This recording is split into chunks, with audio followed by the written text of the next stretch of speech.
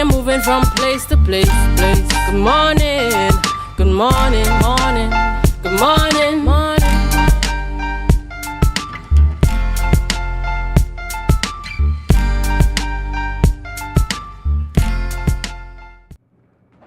Good morning, viewers, and welcome to the Tobago Updates morning show, coming to you here live from the Port Mall in Scarborough, Tobago. As we continue to give God thanks for life, I am Julian Skeet. And I am Adana Kumbi. This is the day that the Lord has made, and let us rejoice and be glad in it. It is Tuesday, 26th of March, 2024. We're heading into the Easter period. Yes, we're heading into that time where we just reflect on all that God has done for us and the fact that we have life, we have family, we have friends, we have loved ones here with us. Julian, good morning. Good morning to you, and how are you doing? I am doing quite well, actually. Thank you so much for asking. I'm quite well. I'm just, as I said, I'm just reflecting on, how the year has been so far and counting my many blessings. Sometimes we get disappointed if we haven't achieved certain things, but I'm just thankful that I am indeed alive. I'm very thankful that there are people who are supporting me when challenges arise. And, I just want to encourage our viewers to do the same. Look for the positive in everything.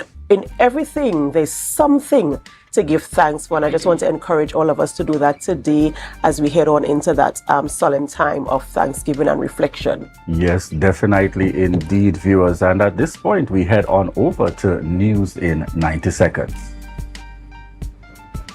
Thank you, Julian and Adana. Here is your news in 90 seconds for Tuesday, March 26, 2024. The Water and Sewerage Authority commissioned the Bad Hill Well Development Program to enhance the water supply for residents in the area. Head of Wassa Tobago Region, Brian Williams, detailed the program, highlighting the drilling of wells in the Bad Hill Valley to ensure year-round water availability. Minister of Public Utilities Marvin Gonzalez praised Williams and his team, declaring Tobago a mother region. Additionally, Minister Gonzalez announced a $160 million budget approval for similar projects, including drilling 14 wells over the next 12 months to enhance water reliability. Finance Minister Colin Imbert affirmed his intention to comply with the property tax regulation by paying taxes on his Maraval residence. Speaking during the Senate debate on the Property Tax Amendment Bill 2024, Imbert disclosed that the Valuations Division assessed his home monthly rental value at $25,000, resulting in an annual property tax of $9,000. While acknowledging initial surprise at the valuation, he emphasized his commitment to fulfilling tax obligation, citing concerns raised by citizens. Imbert refuted claims of excessive taxation, noting the Valuation Division's collaboration with international experts to ensure fair rates across property classification. And finally, Health Minister Terence Dialsing announced yesterday that the Augustus Long Hospital in Pointe-a-Pierre will be transformed into the South Cancer Center by June or July. This transformation aims to enhance cancer treatment capabilities with plans to relocate the oncology unit from the San Fernando General Hospital to the Augustus Long Hospital, initially providing 8 beds of palatable care. Dialsing emphasized that Augustus Long Hospital is in alignment with the St. James Medical Center in terms of services like chemotherapy. The transition, facilitated by Energy Minister Stuart Young, aims to bolster healthcare in collaboration with various stakeholders, despite recent criticism from the Trinidad and Tobago Cancer Society regarding shortages of medication. And that was your news in 90 seconds. There, Biana bringing us the news and the highlights, certainly. And I can't help but I hear the news that Biana brings and the assurance. And I was watching at the news when the minister Imbert gave his assurances of paying the property tax amidst the concerns of many. And I want to say that you can't say that because you can't afford it. Yeah, I don't understand what level of assurance that is supposed to give to the people of Trinidad and Tobago who are truly struggling. and cannot necessarily meet this expense as easily. You can say that. I would expect that because you can afford it. But there's a big fundamental difference for those for whom there is a struggle to even get to that point to That's make right. ends meet at the end of the day. To come to say that you have to pay a property tax, That's one right. which we have not grown accustomed to, because the last time, as far as I could recall, that property tax was required to be paid was 2009. Probably not even in my more responsible years, parents taking on that responsibility. That's So I right. am just saying, Mr. Minister, with all due respect, we hope that as the person setting the property tax, you would pay and that you would have paid. But you are in that grouping of those who can afford. And really and truly, the issue at hand in most instances might more so be for the citizen of Trinidad and Tobago. Took time, add on piece here, add on piece here. And you're asking yourself, my God, how am I going to meet this kind of commitment now for property tax? That's right. So I just could not relate or appreciate the intent of the minister. And then I said to myself, Julian, go easy. This is just the work of the parliament and the back and forth that takes place. But sometimes it really does strike and come across as if, the relating to where the real concerns That is exist. correct. That is If you can afford it and you tell me you're paying it, hooray, that That's really right. makes no difference to the citizen who is unable and challenged to be able to afford Struggling, it. as you said, to make two ends meet, because I'm thinking you're living your daily life. And as you're saying, you're wondering, okay, so I got through the breakfast part. I have children to see about. When they go to school, they'll be fed. Because I pay my taxes, so they'll be fed through the nutrition program. Okay, I have to figure out dinner now, transportation. I might have to pay somebody to send them to school, every month. And now this. So it really is, I think, a little bit harsh right now to just drop this on us. And now we have to find a way to get it done because you are paying it. Because you can. I don't know. I was all well and good, and I am in support of the need to collect revenue for the country, and taxes are important. But I was really a bit thrown aback by the statement of the minister in Parliament to assure all and to put his private details out because there. Because it is to the say expectation that you he have would to be pay. paying. I am sure some people thought immediately when he said his poem was assessed as 25,000. What kind of value have you attained over time? And yes, you may have worked for it. As you indicated, his household, I think he said his house is over 30-something years old. And yes, like many others, you would have built up and gotten to where you are at. But you are also within a grouping in the country that can afford versus the grouping that we still need to address and we still need to speak to. So kudos out there. To all who are able to afford. But Mr. Minister and government and the parliament, we still need to address the challenge for those who are really struggling in our communities and society to make that difference and to make ends meet far more now to meet this obligation of property tax. That's right. That's right. All right, viewers, we're going to head on over to our birthday shout-outs. And on screen this morning and celebrating a birthday is Sasha James Spencer. Sasha James Spencer is celebrating a birthday. And we do want to say happy birthday to you, Sasha, coming to you from all of us here at the Tobago Update television family. Happy birthday and God bless you. On screen, we have Ronnie Williams. And we're sending a birthday shout out going out to you coming from the entire Tobago Updates family. Next is Jessel Alexander, a beautiful lady if you know her at all. And I just want to wish her a very happy birthday to you, Jessel, from me personally. And of course, from all of us here at the Tobago Updates television family, we want to wish you the very best in all of your endeavors. All right, we have on screen Melia Frank. And we want to say happy birthday going out to you and to wish you continued blessings and greetings coming from the entire Tobago Updates family. And next, it's Caleb Hart. Caleb Hart is also celebrating a birthday, and we do want to wish you the very best, a happy birthday and God's blessings upon your life. And we have on screen Edgar Johnson. Edgar Johnson, this is your day, and certainly want to take the opportunity to wish you a happy birthday and continued blessings. Yes, and this one, here is indeed near and dear to me.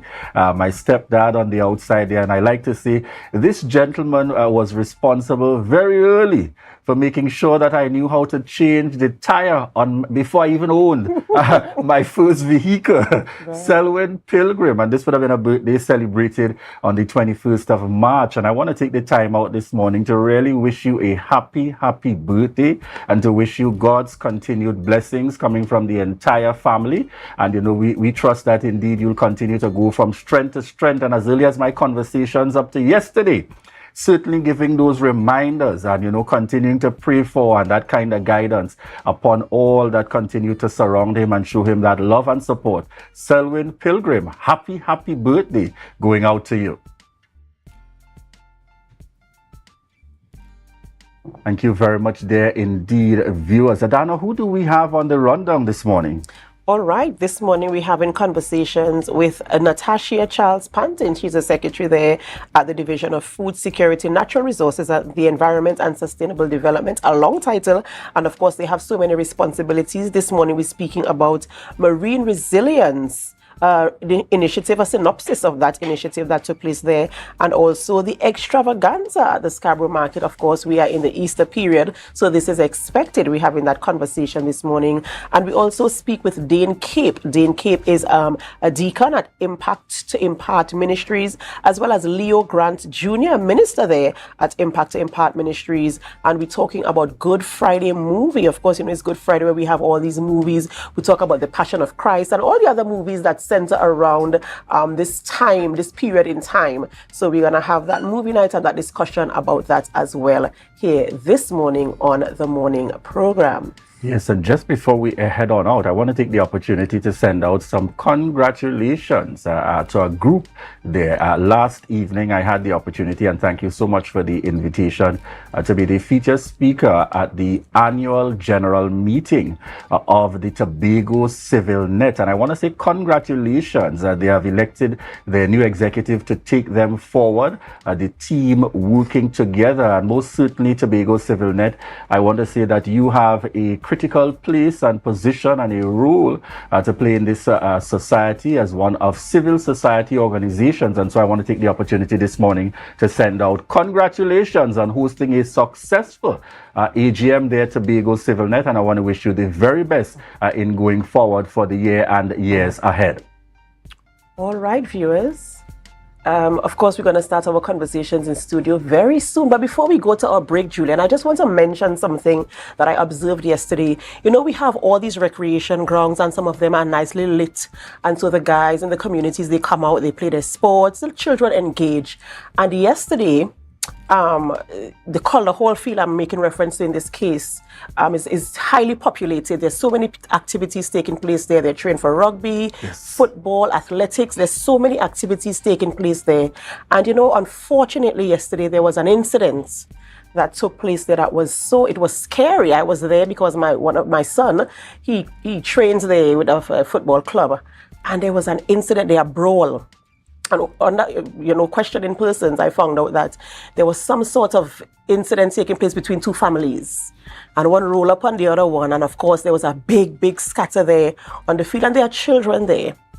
So many groups of children in that space. And I'm wondering if it is too much to ask that we could have some sort of police presence or some type of security just patrolling the areas or patrolling these fields at night, especially in the evening, because there are so many vulnerable persons, participating in events there. And it was a really scary moment, even for me as a parent, and having to gather all the children because we did not know what was happening. We just heard the loud, a loud explosion. It wasn't any weapon or firearm like that, but you could hear, the aggression and what was taking place there. And it really was a moment for me to sit back and think, wow, we really need to have some measure of security in these places. And we also need to take personal responsibility, adults.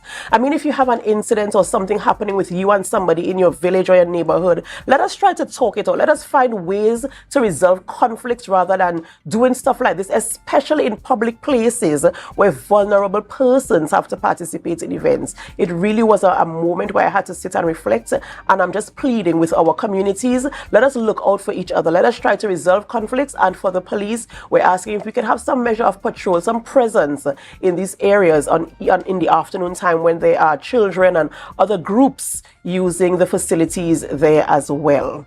That's really an unfortunate kind of situation. And you see the expressions on my face, Dana, because that's very close to home for me. That's home. That's right. right in the vicinity there of home for me. And it's that kind of call to really ask, even if children in themselves sometimes get taken up. Come on, adults, we got to try our best. We got to try our best to set the right example. Not every moment is called for confusion, or to use our word more loosely, bacchanal. Not every moment is for that. Let's look for opportunities to be able to show and to teach our children the right example. And as you rightfully said, Adana, something should trigger you in a different kind of direction, especially when you see a space with so many children. That's right. So many children gathered. And I have seen it many times. I have colleagues and friends that every 2 words, there might be an obscene mixed in. But so long as they immediately become kind of conscious when they see the children. when there's children in and around, some level of respect. And that goes back to the same point that I made as early as yesterday. Even if we may have strayed, we have a good foundation. So as a people, we understand right from wrong. And therefore, in the same manner, we're calling on those parents and those families. Indeed, let's genuinely remember to distinguish and create that environment that is, good and positive and nurturing as we bring up our young persons indeed. So viewers, we want to thank you so much, each and every one of you, joining and connecting with us here this morning. Quick shout outs in the mix. I see Auntie Dora Lyons connected with us this morning. Certainly, I see in the mix also Nelson Jones. I'm seeing Renrick Drobe, faithful viewer Marilyn Spence, Joe Field. Good morning to you. Lisa James on the outside. Mrs. Joy Charles are in the mix with us, as well as Christelle Washington Torm, Uncle Carly are out there in the east. Auntie Helen, good morning to each and every one of you. We want to say thank you so much for continuing to choose the Tobago Updates morning show. And we want to remind you that this is your opportunity to share the live, share the live, share the live.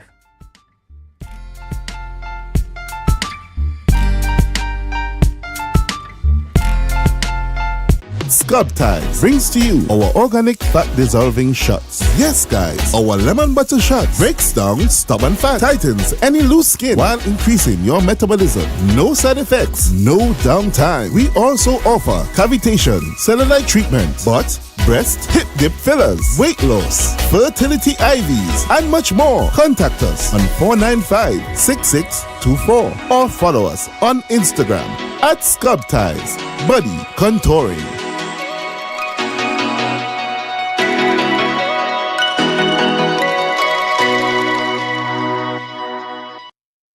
Deltec Distributors, best deal. 3 pounds pork, goat, chicken, turkey, beef, 5 meats, 3 pounds each, $300. Best deal. Or you could try 5 pounds pork, goat, chicken, turkey, beef, 5 meats, 5 pounds each, $500. Best deal. $20 delivery. Call me now. 359-5040 or 237-0102. Order online at www.deltecdistributors.com or check with us. Mainwood, Aga, Tobago. Deltec Distributors, best deal.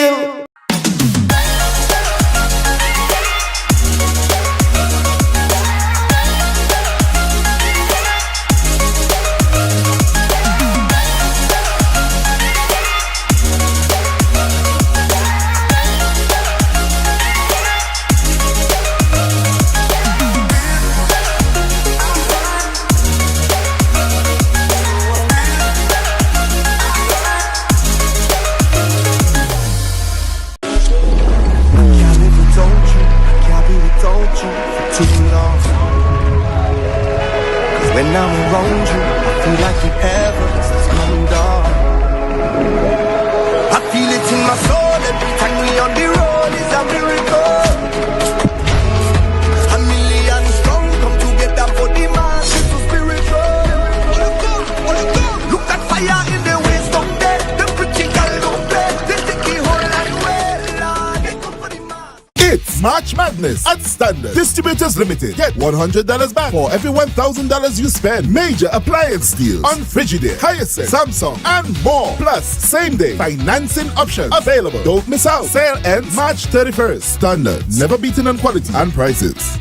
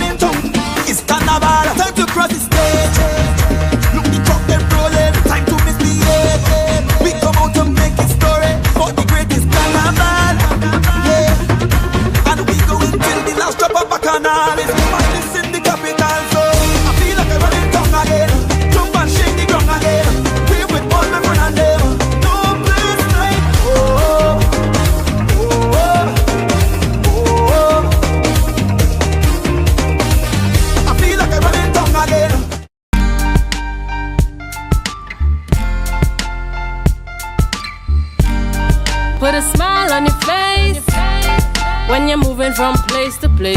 Good morning, good morning, morning, good morning, morning.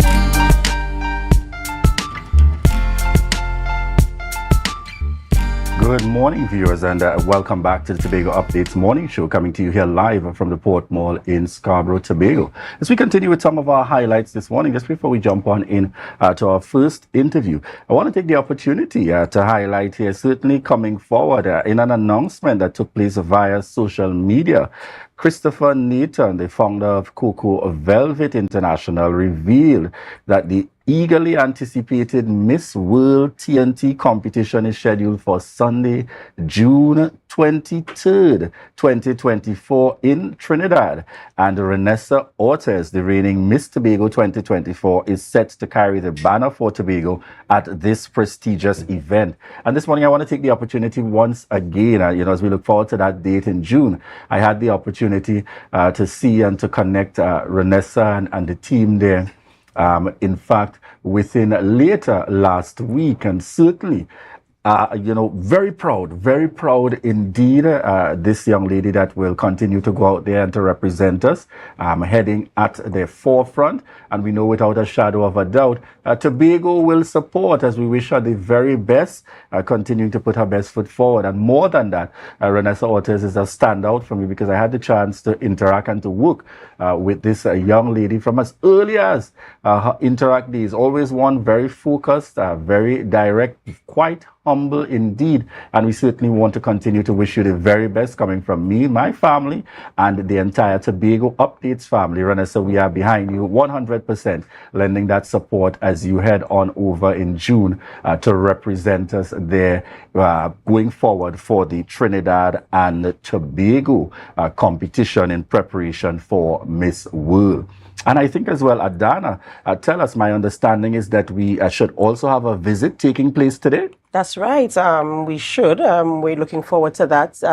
We're seeing Miss World for the Caribbean. Yes, our representative there of Miss World will be paying a visit to Tobago today. Yes, she's making a round in Tobago today, and we're hoping to have eyes on her and a conversation. We'll see how that goes today. You know, we're looking forward. We're so proud of her representation there on that international stage, how she represented Trinidad and Tobago with such elegance and, you know, such confidence and such pride, you know, highlighting both islands and the difference in our cultures and the fact that we are different but the same. And, you know, for that cry for inclusion for all and stuff like that. So she'll be on the island of Tobago as well today. So we're hoping to have that conversation. I also want to send your eyes over to, as we're doing this, we want to say congratulations to the Tea and Tech, Tobago Tea and Tech. We have a report coming in from one of our viewers, Mr. Michael Stewart, saying that he had an incident there. I think it was yesterday. He had an urgent situation and he called out to Tea and Tech. You know, sometimes when we call these service providers, we're sitting and waiting and hoping with anticipation that they'll come out.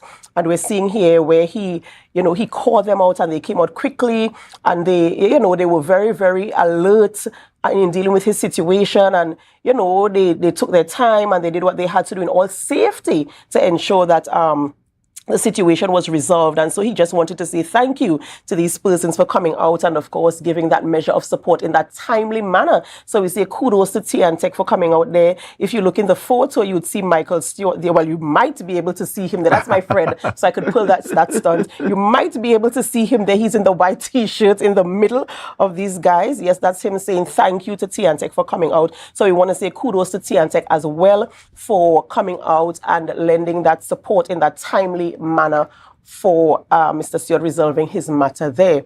I also want to say congratulations, of course, as well to the leadership of the Restorers of the Breach Ministries. They had their communication workshop on the weekend, and I happened to be the feature speaker there, where we brought key points in effective communication. This is a beautiful bunch of people here. We spend the entire day talking about the fundamentals of effective communication. And I just want to say kudos, congratulations to Pastor Josanne Dyer and Pastor Dwayne Dyer and the entire team there. It was a very interactive session. And I thank them for inviting me into their space and for trusting me to bring those relevant keys to them. And what I want to say congratulations to is the fact that this team, this group saw the importance of equipping their leaders, because these are all leaders and church workers, equipping them with the tools as they deal with people who enter the space, the sanctuaries. I want to say congratulations for that foresight and for having that vision and for being a visionary in this space. So congratulations to you. And of course, thank you for allowing me into your space to deliver the messages on that day. Right, viewers, I am Adana, you are Julian, yes, and we love what we do here at Tobago Updates Television. We love so much bringing, all this information to you, having conversations with you. Sometimes we have candid moments on camera. Some of them you don't even know about, and we're just always so happy to be here, talking to you. And we love seeing your comments and your support that you bring for us. And we just want to take a moment to say thank you. Thank you so much. We thank you for the love. We thank you for the support. We thank you for the comments. We thank you even for the critique that you bring, because it helps us to be better presenters. It helps us to be better persons, and it helps us to manage the show better. So we want to say thank you so much for being here with us, for giving your comments, for saying how much you appreciate us, and of course for giving us that measure of support. It does so much for us. It builds our morale and it helps us to work together in unity and to present a better show in the end for all of you. All right, ladies and gentlemen. And there was one other area I wanted to chat on very quickly. But, all right, I'll put that on hold just for a bit because we got to head into our first guest. But just before we head on over to conversations with our first guest, we want to remind you that this is your opportunity to share the life, share the life, share the life. We'll be right back. Yo everyone, it's your boy Harry here from Authentic Builders General Hardware, located right here in Strawberry Local Road, Tobago. That's correct, right here in Tobago. And we are offering you guys the best prices on all hardware material. And if you would like to get your free quotation done, all you have to do is WhatsApp us at 272-1990 and we will give you guys the best prices on all hardware material. That is a guarantee, as we are matching or beating any quotations. Tobago Tobago Glass Supplies has been a leading name for over 37 years in the glass and aluminum market in Tobago. We provide an extensive range of high-quality, innovative aluminum and glass products for commercial and residential use. Competitive prices with superior and professional services by committed employees who are guided by rigid quality standards. Tobago Glass Supplies specializes in the manufacture and installation of glass and aluminum products that are essential to today's homeowners and the business environment. We are engaged in marketing, sales, and installation of a variety of products. These ranges from windows and doors to necessities such as mirrors for homes and vehicles, designed and manufactured in-house or imported.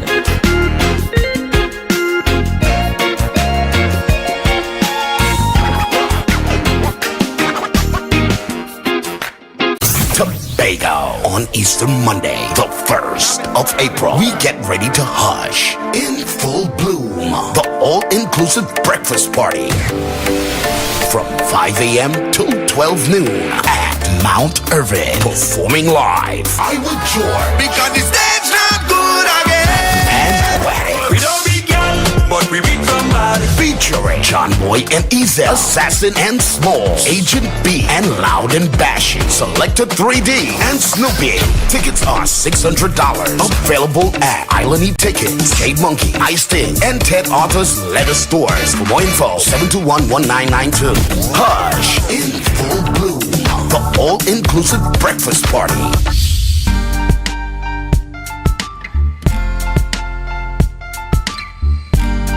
Put a smile on your face when you're moving from place to place. Good morning, good morning, morning.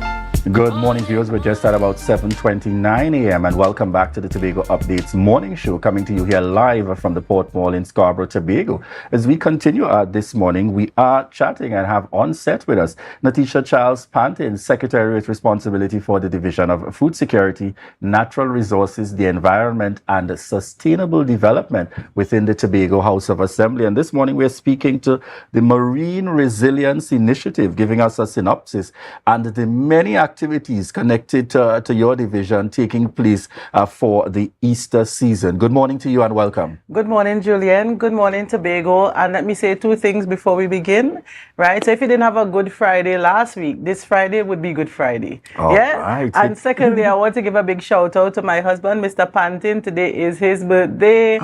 So special good morning and happy birthday to you, my dear. All right, certainly there, and of course only on Tobago Updates, only on Tobago Updates indeed. And as we get started with the conversation, we want to start from the perspective, Natisha Charles Pantin, you are one of those who, within our community and within our space, people identify as clearly performing in the context of your division, as extensive as it is, and at the same time looking towards the work of your electoral district. Tell us about how that experience has been for you today. It is a tough experience. But I can definitely say that I am grateful for all the technical officers, for my field officers, for all the assistance I've been getting from the community.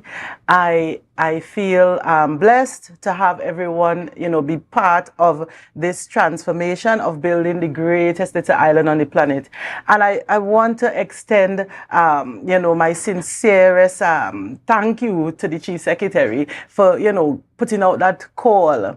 Welcoming the competent and the willing. Once you are willing to be part of that team, the Chief Secretary put that out early, and we found that, in Tobago, we have a lot of dreamers, right? And of course, with dreamers, you'll have dream killers. Mm-hmm. So you just have to keep on pushing, regardless of the challenges, yeah? But I'm really happy to report on a lot of initiatives, including the Marine Resilience Initiative. And if you look at, the way climate change would have impacted Tobago and all the small islands, small island development states, you have to understand that, the livelihoods of our stakeholders, that is important, yeah? And if we do not take action in terms of rehabilitating our coral reef systems, and our mangrove systems, then of course it would impact the fishing industry. So that is the basis, which, we're on board with the Marine Resilience Initiative. All right. So tell us, for the benefit of those, what would you describe as that layman understanding of why this is important, particularly in our Tobago space? Well, in Tobago, we have so many fisher folk, and they depend heavily on, making an income to sustain their families. If you drive around the coast, I'm sure you would meet a fisherman. And of course, even, when Trinidadians come to Tobago, they always have to leave with our fish, So in order to sustain the fishing industry, and it's a small-scale fishing industry, it's mostly pirogue fishing, you must protect the coral reefs because, fishes, they breed, they multiply, they depend on the coral reef system and the mangrove system. And if we don't protect these systems, then it will impact the fishing industry heavily. And that is why you see the division, we are embarking on so many initiatives, including, the initiative where we clean up after the oil spill and, we do a lot of collection of the bottles and, different types of waste. So that is why we try to protect these areas so that we can, sustain the fishing industry for the fisher folk. Would you say quite naturally, and I'm glad you mentioned the oil spill in particular, that for the division and the section that treats with that, there's now a greater level of focus in really ensuring that kind of preservation and restoration as far as is humanly possible, along with all those other stakeholders that would have been a part, TEMA included, and so on? Yes, correct. And I'll tell you, just after the oil spill, the division, we met with Boca Reef Trust and a company called Bocalis, I believe it's a Dutch company, and they would have experimented with building reef systems, using modular systems under the sea. And in 1.5 years, you could actually see corals growing from these modular systems. So in conjunction with the Boca Reef Trust and this company, we have demarcated an area at Buku, at the no man's land area, so that we could experiment on, how we could create reefs within a short space of time. Right? So we not only have IMA on board with another initiative, the Marine Resilience Initiative, but you have other people coming on board to see how best they can experiment with, the science of rehabilitating and restoring reefs. Yeah, certainly. I want to also get from you. We're speaking to the Easter season. Yes, that is upcoming, and I know for one, I want us to start by chatting in relation to it's the extravaganza at the Scarborough Market. Give us a little more details as it relates to this initiative. Okay, so under our division, we have a lot of stakeholders and vendors, the agro-processors, horticulturists. We have a lot of stakeholders that reside at the Scarborough Market. I have to say reside because they don't want to close down at all. So they're always open. And, Easter is just one of the ways to promote their businesses. And that is what the division does. It supports other stakeholders rather than try to compete. Yeah.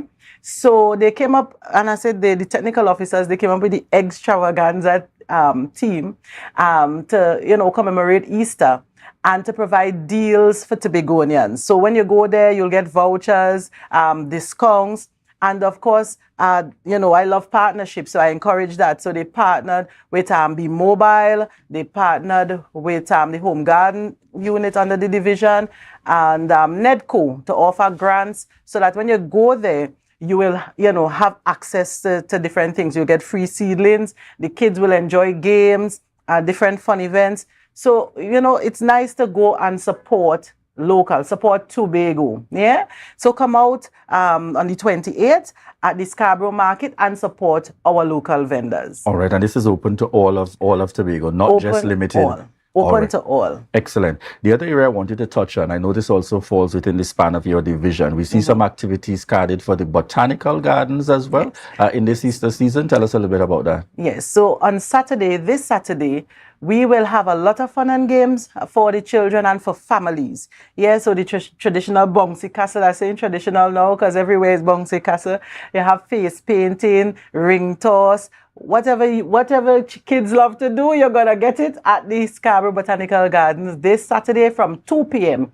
And as you get into the night, we will have another movie night. Yeah, so if you enjoyed what we had for Christmas, you will enjoy what we're going to have for Easter. So come out and enjoy the movie night. And of course, we're going to have a whole lot of vendors there who we support and, encourage people to come and purchase from the vendors. All these initiatives is a way to boost the economy of Tobago, to get businesses up and running, yeah? So come out and support your local vendors at the Scarborough Botanical Gardens, 2 p.m. into the night, as we watch a movie for the Easter. Yeah. Excellent. And we're chatting one time, we just saw on screen also, Good Friday. Yes. Tell us this about Friday will be happenings Good in Friday. relation to the Good Friday movie that takes place. The Good Friday, well, I don't want to tell you what the movie. I'll leave that to the staff to advertise the movie. Yeah. I did tell them I don't want them to show Passion of Christ, of course. Yeah, but they will advertise the movie very soon. All right, certainly. And that takes place, if you could just have the flyer up again, that takes place on Good Friday. Yes. What's the time that is? On the 28th. Right. Is the Scarborough Market. Good. Right. And Saturday, there will be movie night at Botanical Gardens. Okay. So Saturday is going to be the movie night at Botanical Gardens. Correct. That takes place, and separate from that, there's also going to be the activities happening there in the garden. So it's going to be that day of activities. Correct. I want you to tell us what has been the feedback, because without a shadow of a doubt, it would appear as though there has been new life in the operations at the Botanical Gardens. A greater level of excitement to be there. I even recall when the collaboration was done with Tobago Updates and a number of other entities, stakeholders coming together and connecting with the division and the division's companies to really bring forth. I and all ended up on my blanket, which I never thought. Friends and family out there. How has this general response been from the population, in relation to these activities to bring a different kind of life to our botanical gardens beyond what we have enjoyed over the years, which might have been the lighting and a concert that takes place in and around a particular time of the year? How has that been? Well, we are trying to promote open spaces. And, it takes me back to my childhood, where we had so many games that I'm sure a lot of young people now may not be familiar with. We used to play rounders and hopscotch and, all different types of games. And, the promotion of open spaces back then, it was high. You didn't have social media. People weren't stuck to their cell phones. So we really try to bring people out for them to have, that experience of the natural environment. Yeah, it's good for your health, right? So these open spaces like Botanical Gardens, the feedback, it's extraordinary.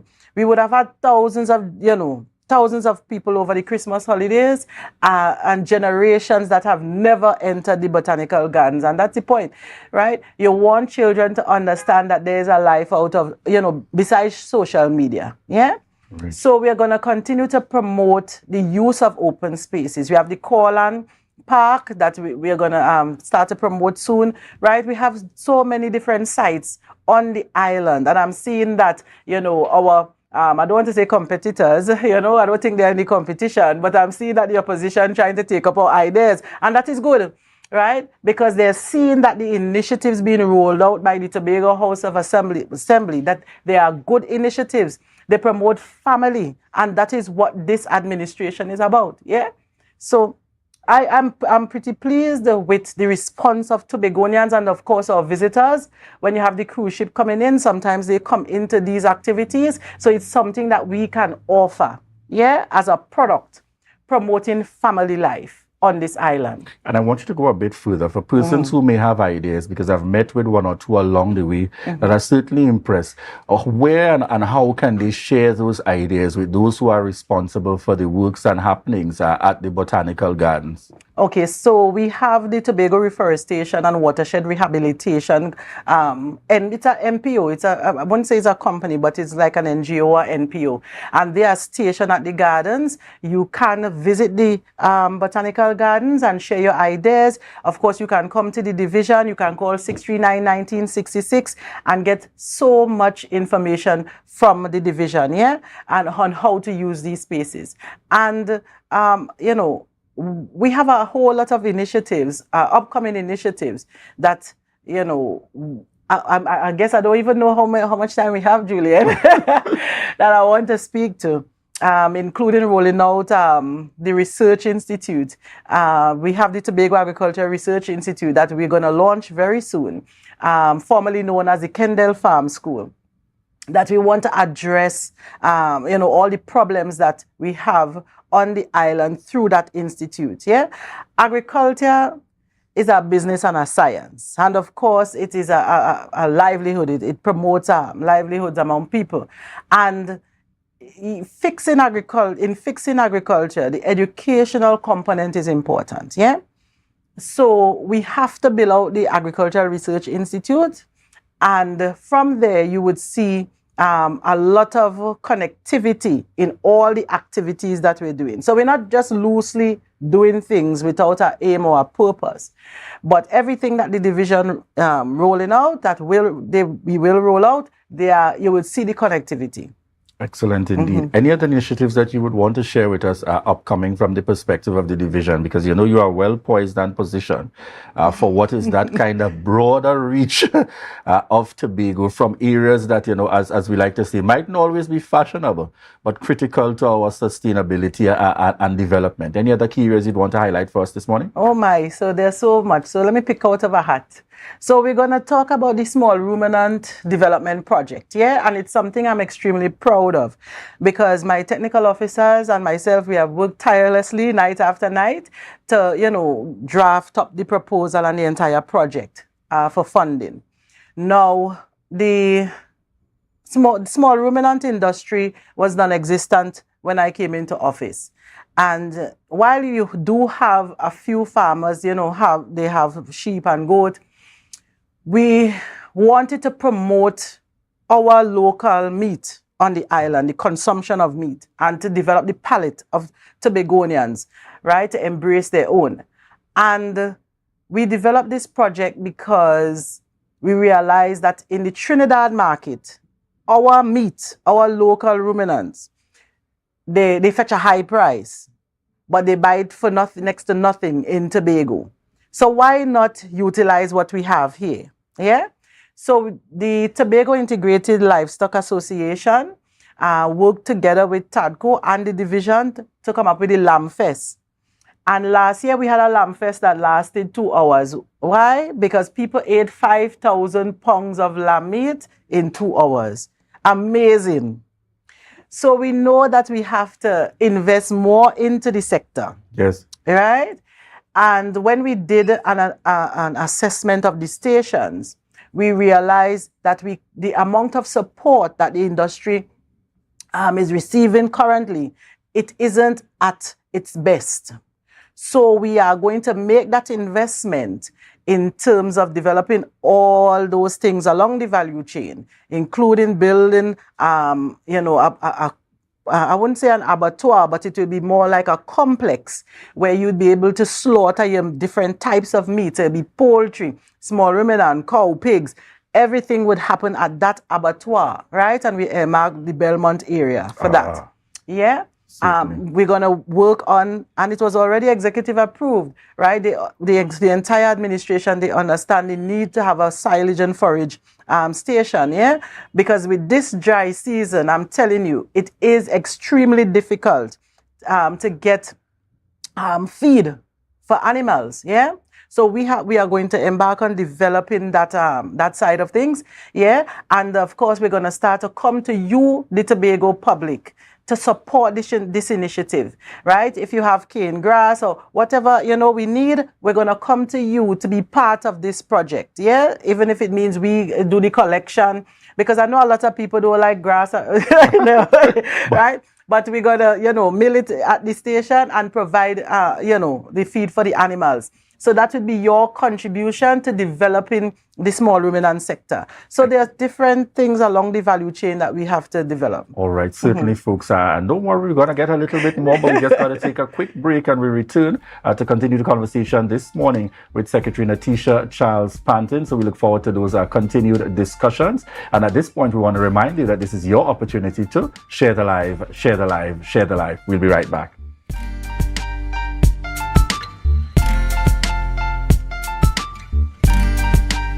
Deltec Distributors, best deal. 3 pounds, pork, goat, chicken, turkey, beef, 5 meats, 3 pounds each, $300, best deal. Or you could try 5 pounds pork, goat, chicken, turkey, beef, 5 meats, 5 pounds each, $500, best deal. $20 delivery. Call me now, 359-5040 or 237-0102. Order online at www.deltecdistributors.com or check with na Main Road, Aga, Tobago. Deltec Distributors, best deal.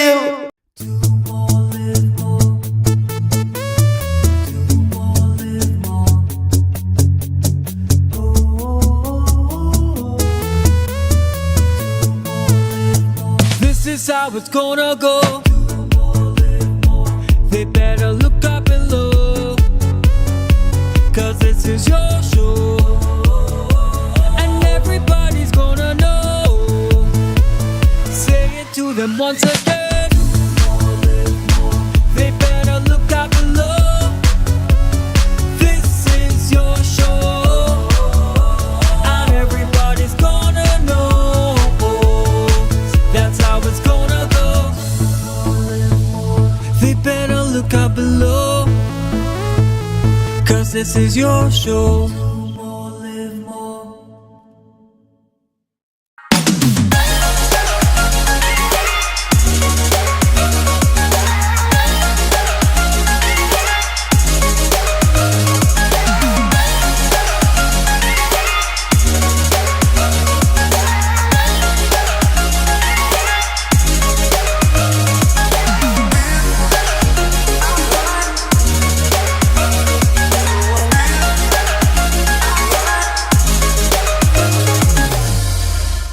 March Madness at Standard Distributors Limited. Get $100 back for every $1,000 you spend. Major appliance deals on Frigidaire, Hyacinth, Samsung, and more. Plus, same day financing options available. Don't miss out. Sale ends March 31st. Standard, never beaten on quality and prices. Can't live without you, can't be without you for too long.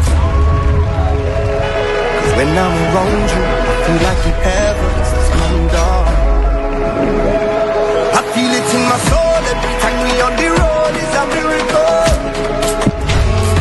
A million strong come together for the man, it's so spiritual. Look at fire in the waist up there, the pretty girl don't play, they take it whole and well, they come for the man. Scrub Ties brings to you our organic fat dissolving shots. Yes, guys, our lemon butter shot breaks down stubborn fat, tightens any loose skin while increasing your metabolism. No side effects, no downtime. We also offer cavitation, cellulite treatment, butt, breast, hip dip fillers, weight loss, fertility IVs, and much more. Contact us on 495-6624 or follow us on Instagram at Scrub Ties Body Contouring.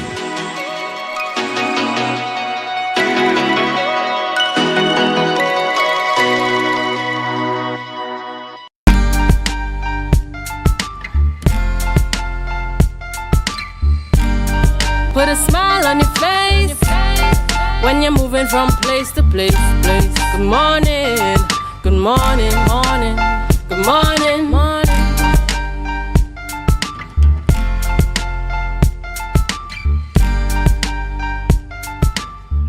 Welcome back to the morning show on Tobago Updates Television. I am Adana Kambi, and we continue conversations this morning in studio with Assemblyman Natasha Charles Pantin, the secretary there with responsibility for the division of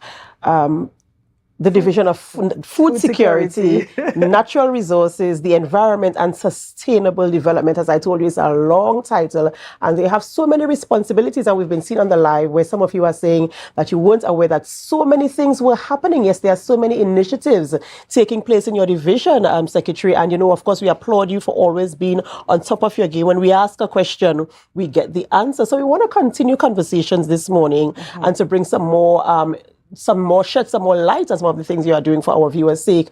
We're talking now about the mega farming. Yes, and I was talking earlier about the small ruminant initiative project that we're doing, and that would feed into the mega farming project, So I know that a lot of people, they may not be aware of some of the activities leading up to all of this mega farming project. Now, before we would have heard people, they're getting agricultural lands.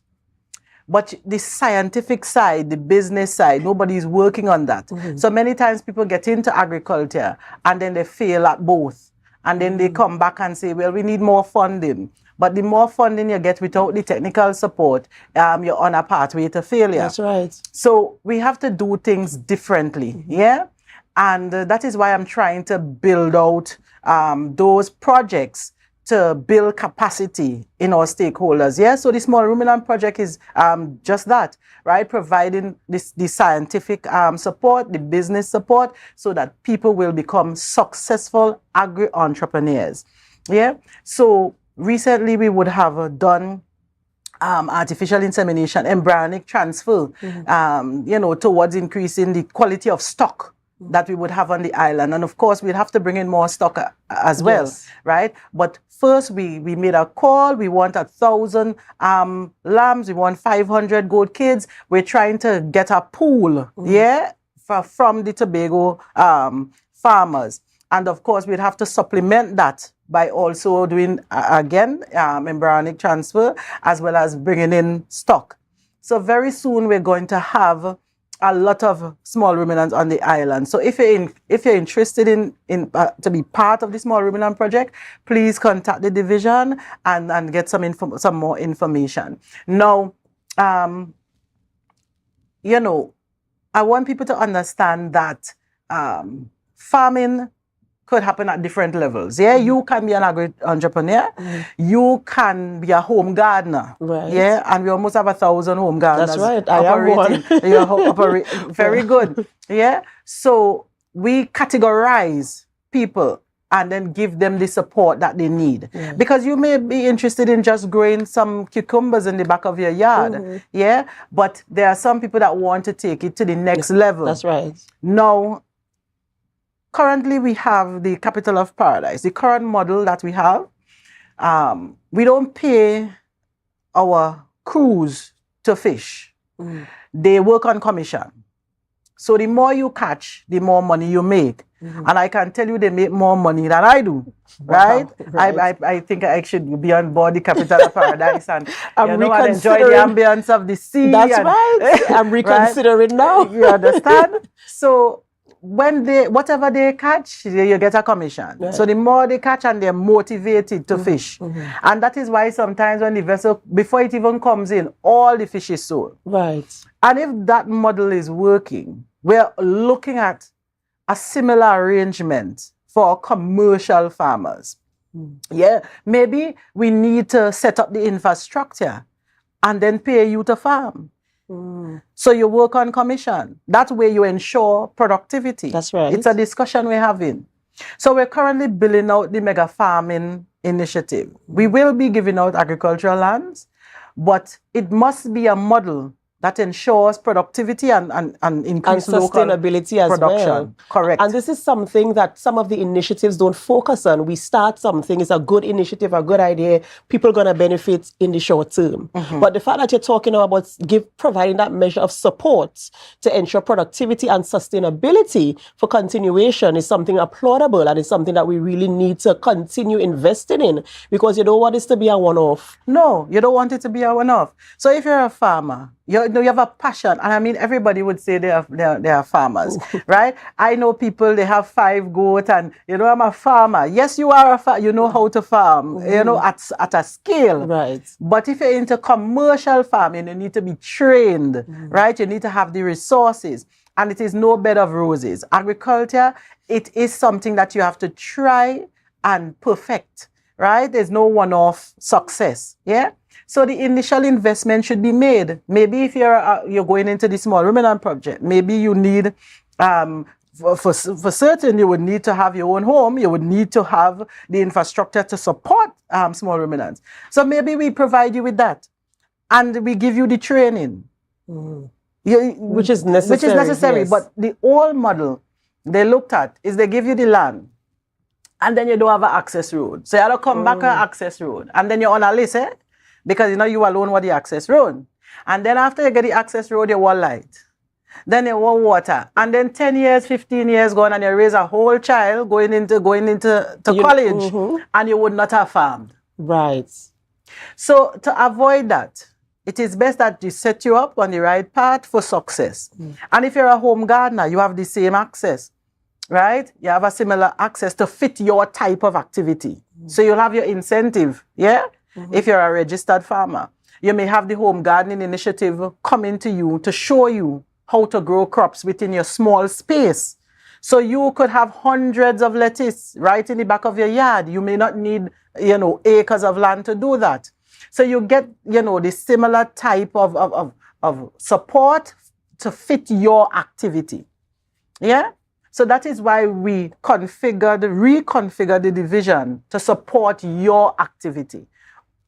So, I want to say this is why our viewers are saying that they weren't aware of all these initiatives, that you're a hard worker and that you're bringing all this information to light. And I want to applaud you and your division for the hard work that you are doing and the fact that you're lending support in a passionate way, because I could feel your passion in this and I could feel your conviction and the fact that you think it is important to have it done. So I want to say thank you so much for coming on the program this morning, for shedding light on some of the programs and initiatives that we weren't aware of, and also the fact that we can access the support that is necessary for success, as you're saying, setting us up for success. Correct. Not just for a trick in the dark or something like that. Yes, we're actually going to succeed and be sustainable and be able to carry out. This is a livelihood. It's not just a hobby. So it's not a one-off thing. You have to think about the value chain. That's right. You need abattoirs. You need everything. And I mean, I wish I had all the money to do everything one time. Definitely, I would have gotten it done. That's right. So, ladies and gentlemen, this is we're talking to Assemblyman Natasha Charles Pantin, of course, bringing information there. Always a pleasure to have her on the program to bring information and insight. As I said, speaking with passion and conviction. Ladies and gentlemen, that is where we have to wrap the morning show here on Tobago Updates Television. But this is not where we end our program, and we continue on with Tobago Notes, and then we head on over with GMT with Candice Jackson. So stay with us, and while you stay with us, tell a friend, tell a few friends, and of course, this is your opportunity again to share the live, share the live, share the live.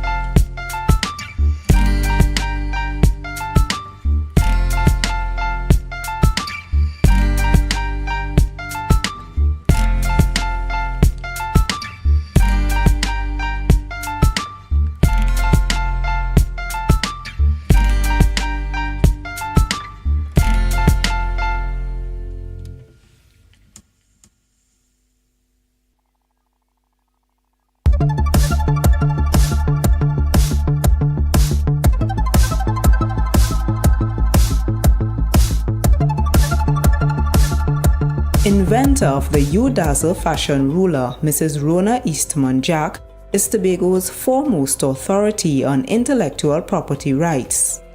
She's sharing the benefit of her experience with Roxborough secondary students. One of the greatest benefits is licensing my product to a company in Denmark. And if I didn't have the protection for it, he would not have taken it. So, and then I have the benefit of now looking to license in the United States. And even with my trademark, that's one of intellectual property rights. My trademark now is in multiple countries because of the Madrid Protocol. You have to have intellectual property, you have to have proof of ownership. And if you don't have proof of ownership, they will not take your product to license or sell it as an invention, because you could be an infringement on somebody else's own, and they don't want that. The companies that you will license to don't want that problem. It was inspiring to me that I got to meet one of an inventors from my country. So it was inspiring for me.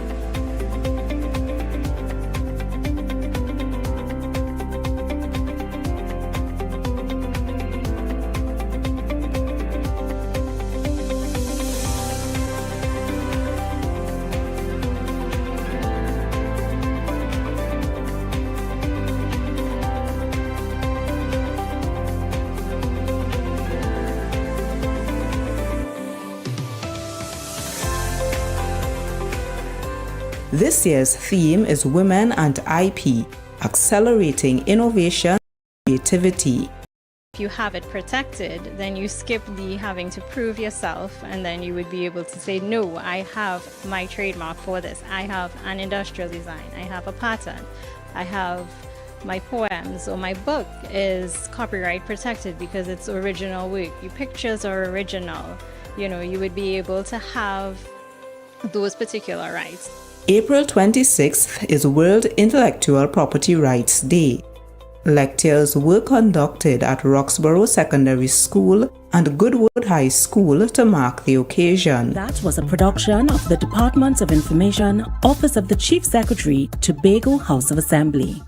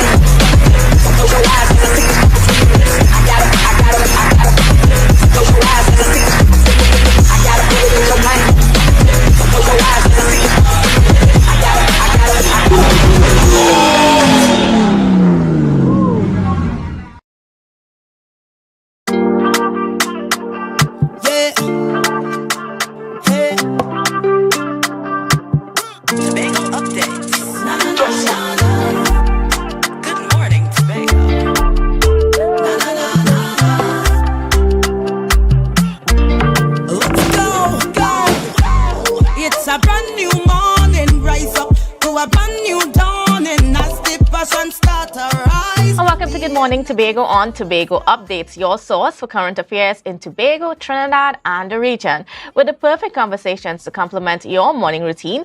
I am Candace Jackson, and let's get started with the news in 90 seconds. The Water and Sewage Authority, WASA, commissioned the Bad Hill Well Development Program to enhance water supply for residents in the area. Head of WASA Tobago Region, Brian Williams, detailed the program, highlighting the drilling of wells in the Bad Hill Valley to ensure year-round water availability. Minister of Public Utilities Marvin Gonzalez praised Williams and his team, declaring Tobago a model region. Additionally, Minister Gonzalez announced a $160 million budget approval for similar projects, including drilling 14 wells over the next 12 months to enhance water reliability. Up next, Finance Minister Kham Imbert affirmed his intention to comply with the property tax regulations by paying taxes on his Marval residents. Speaking during the Senate debate on the Property Tax Amendment Bill 2024, Imbert disclosed that the Valuations Division assessed his home's monthly rental value at $25,000, resulting in an annual property tax of $9,000. While acknowledging the initial surprise at the valuation, he emphasized his commitment to fulfilling tax obligations, citing concerns raised by citizens. Imbert refuted claims of the excessive taxation, noting the Valuation Division's collaboration with international experts to ensure fair rates across property classifications. Debate continues in the Senate today. Meanwhile, Health Minister Terence Dialsing announced yesterday that the Augustus Longhouse Hospital in Pointe-à-Pierre will be transformed into the South Cancer Center by June or July. This transformation aims to enhance cancer treatment capabilities with plans to relocate the oncology unit from the San Fernando General Hospital to the Augustus Long Hospital, initially providing 8 beds for palliative care. Dialsing emphasized the Augustus Long Hospital is in alignment with the St. James Medical Center in terms of services like chemotherapy. The transition, facilitated by the Energy Minister Stuart Young, aims to bolster healthcare in collaboration with various stakeholders, despite recent criticisms from the TNT Cancer Society regarding shortages of medication. And that was the news in 90 seconds. And viewers, getting into our program today, we're going to be starting off talking about something fun and something exciting that you should be a part of. And that is a special, Good Friday movie night and Church of Day out of Resurrection service.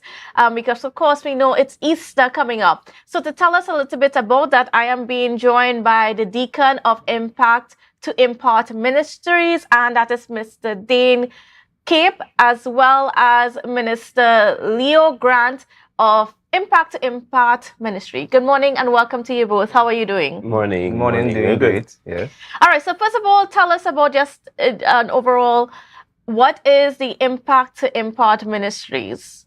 Well, the Impact to Impart Ministries is a church that was founded by now Bishop Sheldon Holder in the year 2011. So for the past 13 years, we have been a part of ministries. Currently, we have 2 branches. We have one at Union, and there's also one at Hampden Lowlands area.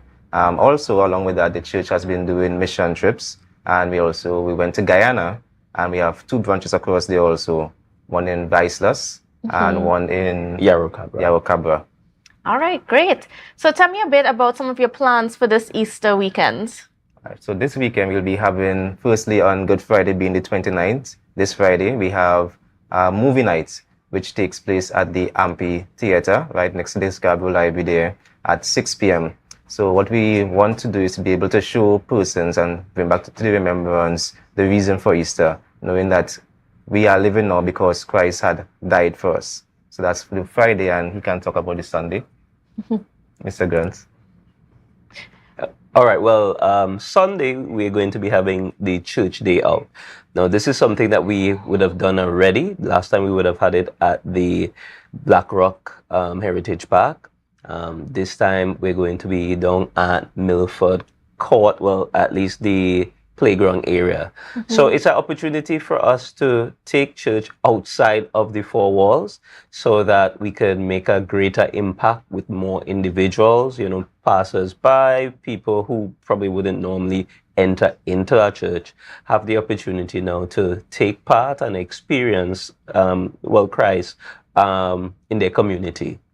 And what would be so special about that service that you all have planned for Sunday? Right, well, again, we're going to be inviting other churches, so it's not just going to be us. They're going to be involved in having different aspects of worship. Some of them they will be able to do special items, those kind of things. And again, being able just to impact the community. The community at the end of the day is the main thing, the main reason why church is, or the main operation of church. Christ really did tell us to go into the highways and byways. So one of the things that we want to make sure and do is fulfill that mandate. Yeah. And of course, what better time than one of the most important times on the Christian calendar, and That's of course, right. that's Easter. Correct. Yes. And so for the movie night on Friday, Good Friday, why did you choose to do a movie night on Good Friday? Oh, that's a good question. So there are many things that you can do to celebrate or to to show the Easter celebration. But we chose a movie this time. Well, normally we always do a movie every year, but at the church. So this year we decided to bring it out in the open so that the public can also see it also. So we're going to invite, as you said, other churches to it also. And of course, as you're there, you're passing along your, step in your car to go home and all these different things, you can always come by. As you can see in the flyer, we have food items on sale too. So it's an opportunity for persons to pass and get a meal or something like that too. So why on Good Friday? Because it's the best time to show a movie. And what movie are we going to be seeing on Good Friday? Well, we don't want to give out that as a surprise. Yeah, surprise, yes. All right. Any sort of theme? The theme, well, of course, Easter. All right. And, are there going to be any other things that are going to be a part of that? Either the movie night or Easter Sunday service? On the Sunday service, our church loves fellowship. So, of course, there's going to be eating and there's going to be concert-like activities right after the service. So we are going to really want to engage the community to come out also to be a part of that and join in fellowship. Right? Seeing how fellowship can be good and lively and not just about revelry, but having good and clean fellowship also in a Christian-like manner. And why is fellowship something that's so important for your congregation? You can take that one. Well, what we try to do again is make an impact. It's right in the name, right? Impact to Impact Ministries. So you can't make an impact without people.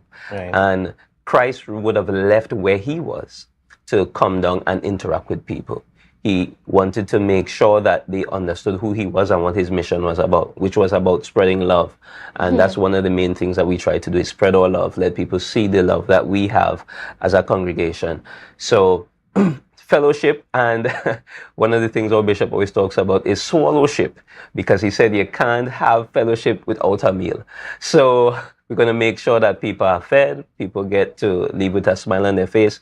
And one of the other things about the Sunday activity is that it's going to mainly be whole day, all right? So even if other individuals go to their church in the morning, that they'll probably more than likely be able to pass in the evening, even if it's just to come and eat, show your face, that kind of thing.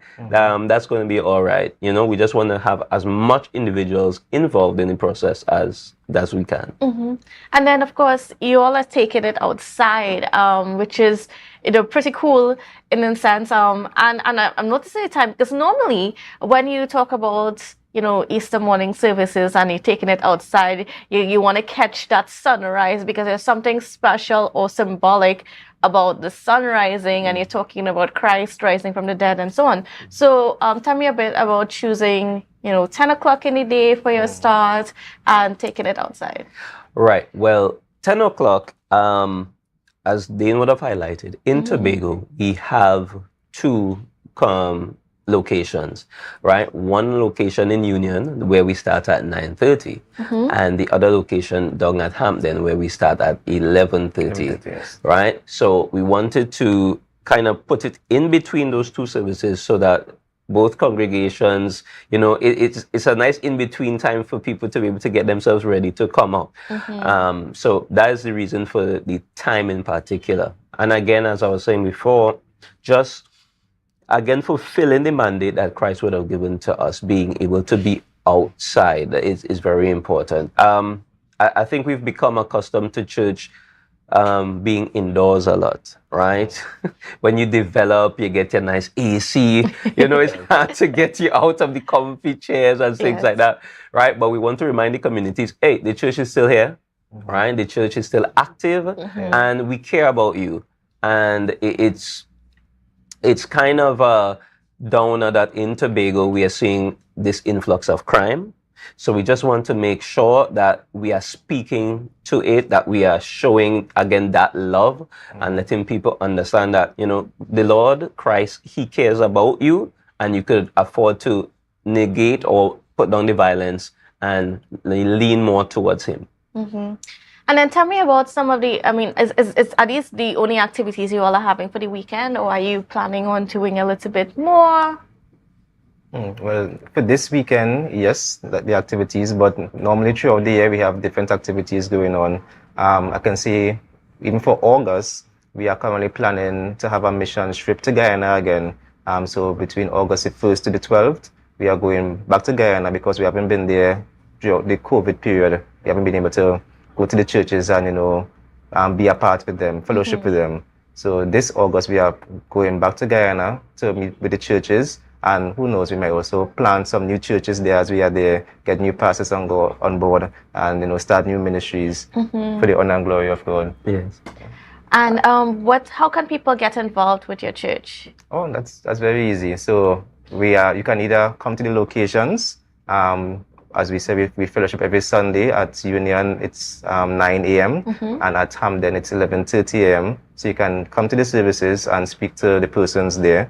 Or you can call the bishop's number. It's 764-0463, or the office number, it's 240-1668. And the numbers are also on the flyers that you can call and make appointment to speak with the bishop or the pastor or anyone who will, be able to speak with you. And we encourage everyone to, come be a part of the church. It's a wonderful church. It's a loving church. Those who come and visit, we always get good reports of the fellowship and the love that, the persons would have received, the warmth and stuff like that. So definitely, we want to hear from you. We want you to be a part of us, and we want to share our love with you.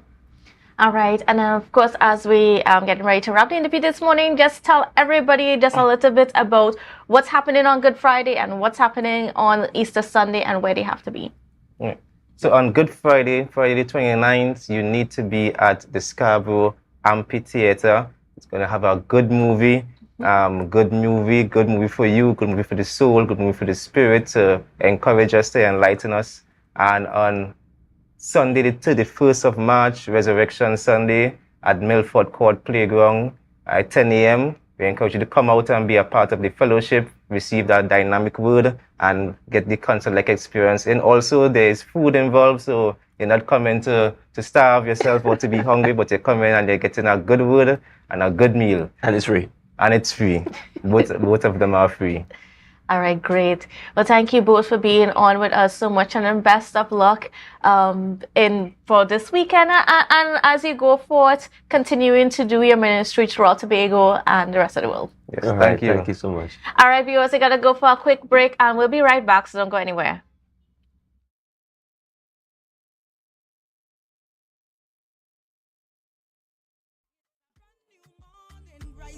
To a brand new dawning as the passion start to rise, the energy fill the sky. Hello everyone, it's your boy Harry here from Authentic Car Clinic, located right here in Tobago at Storebay Local Road. You can WhatsApp us or call us at 366-4173.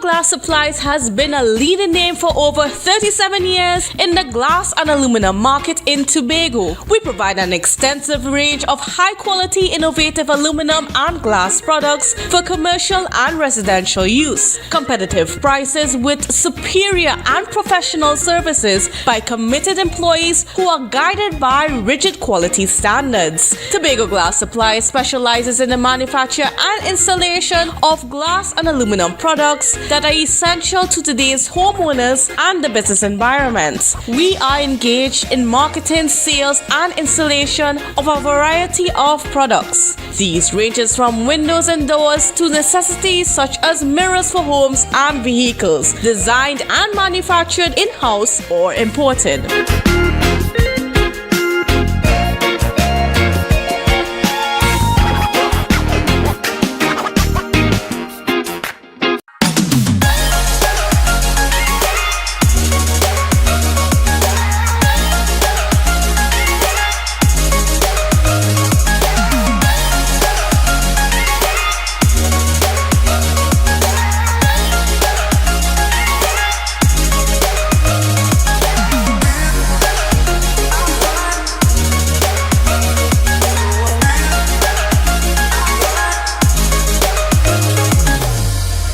MI4 Security Services Company is the most advanced security service in Tobago. Ask about our cash and transit service. It's safe, risk-free, reliable, and timely. We provide safe banking delivery for all business types and sizes with highly trained staff, 24/7 monitoring, coordinated emergency response, and a well-maintained fleet of armored vehicles. Contact us at 660-7723 or visit our website at www.mi4securitytt.com to sign up today. Deltec Distributors, best deal. 3 pounds pork, goat, chicken, turkey, beef, 5 meats, 3 pounds each, $300. Best deal. Or you could try 5 pounds pork, goat, chicken, turkey, beef, 5 meats, 5 pounds each, $500. Best deal. $20 delivery. Call winner 359-5040 or 237-0102. Order online at www.deltecdistributors.com or check winner Main Road, Aga, Tobago. Deltec Distributors, best deal. Yeah.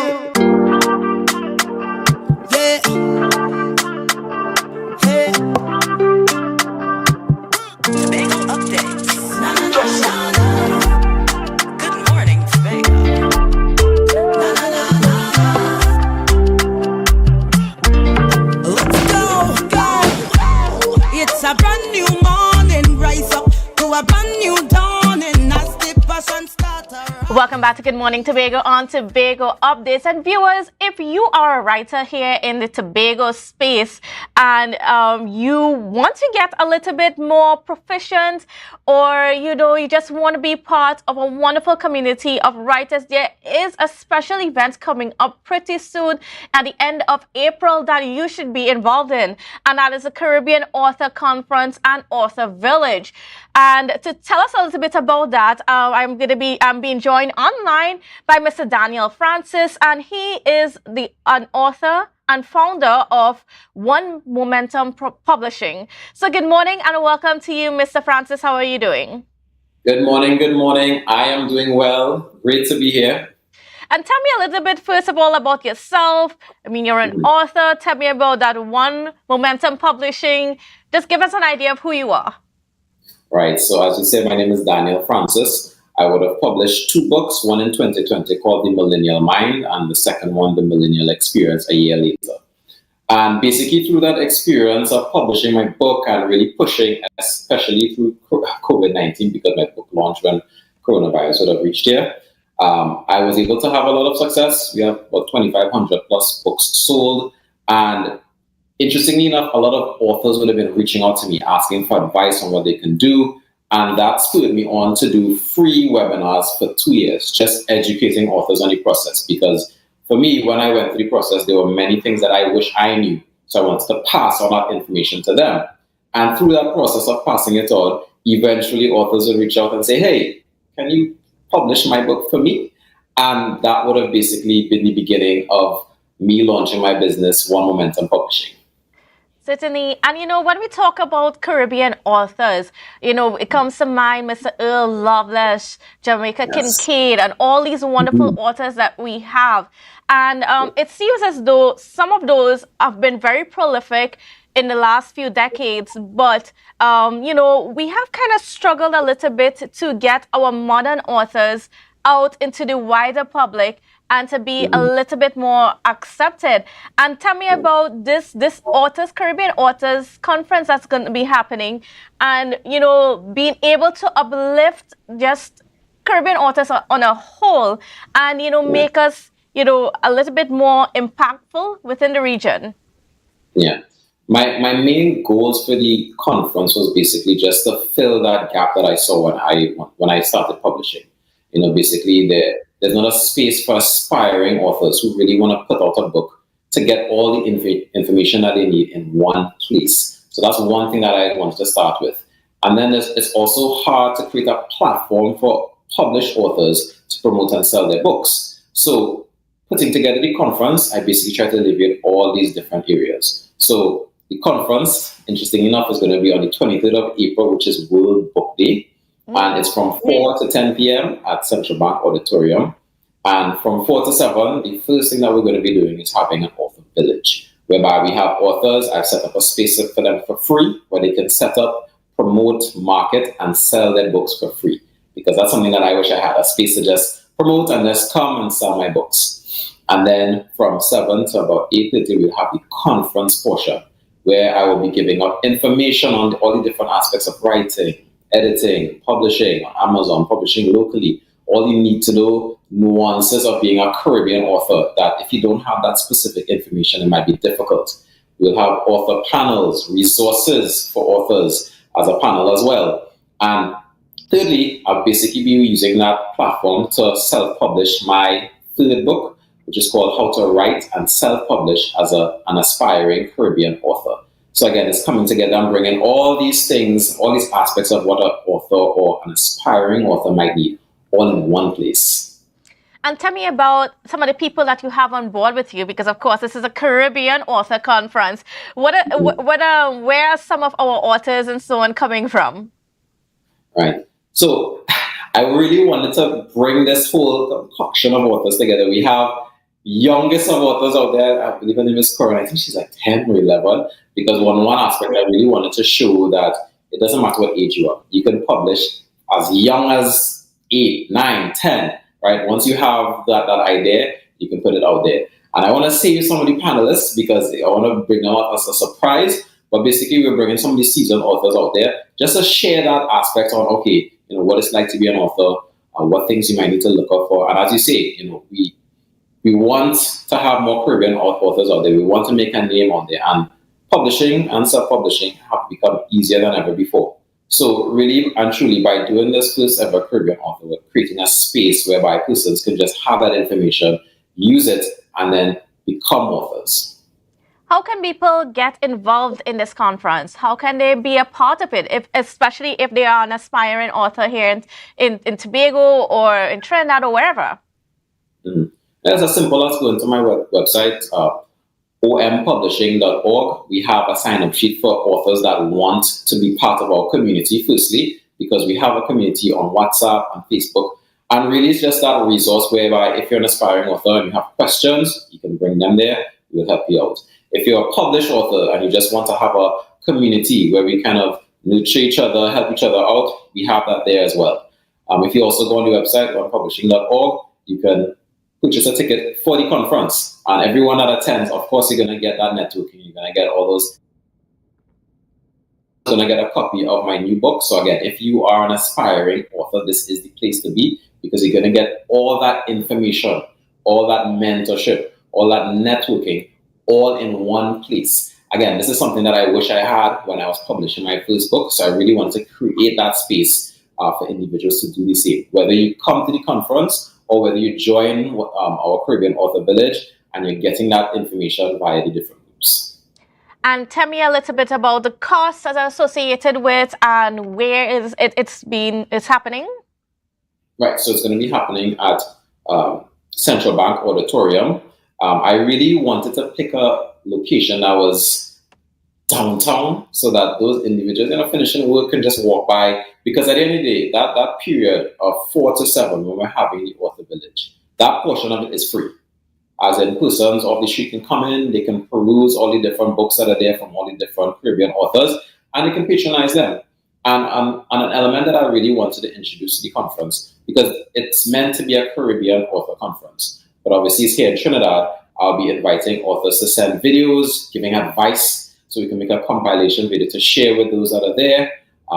to the authors that want to be a part of the Caribbean Author Village, you can sign up via the website, oampublishing.org. But for those that are not here, we're still going to have a virtual option whereby you send your information and we'll have that information on you, your book, where you can purchase your book running on our screens. So I'm trying to cover all my bases here for all those authors who may be here and those who may not be here.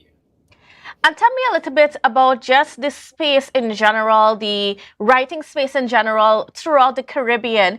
You know, what are you seeing coming out from our authors? I mean, when we talk about authors today compared to, you know, what we had in the past, what's standing out to you? Yeah.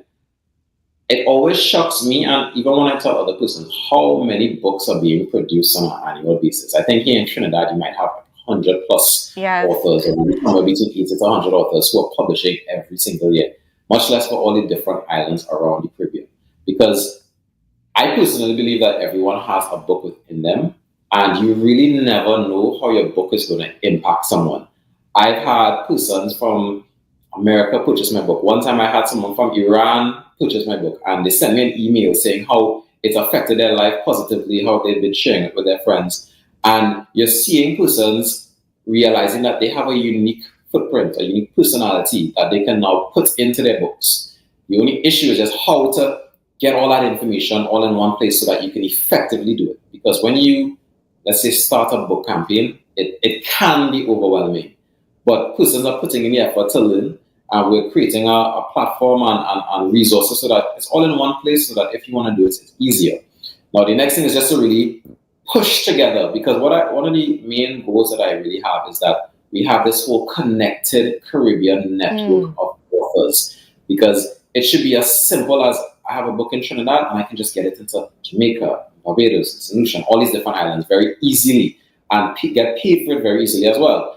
Because we're all one Caribbean, so there really should be things in place so that we can all connect easily. And that's going to be one of my main missions, starting off with this first Caribbean Author Conference.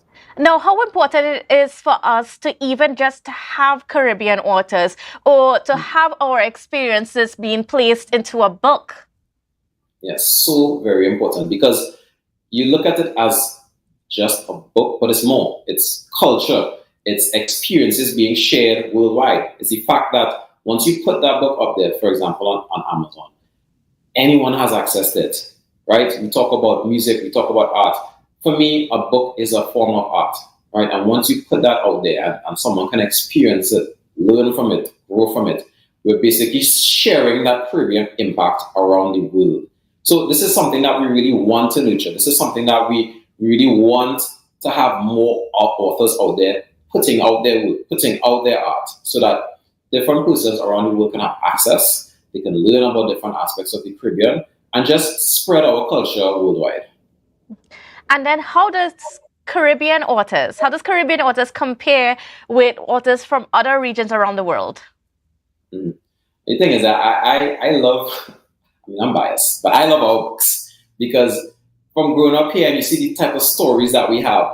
When I, for example, I'm publishing a book for a new client, I always get a little hint of the Caribbean in there. So that when you look at these books from, maybe from the States, because that's a lot of the books I would have read, you see a different kind of polish. But the polish that you get here and the finish that you get that true Caribbean. You see that true creativity that's just different and it's very unique.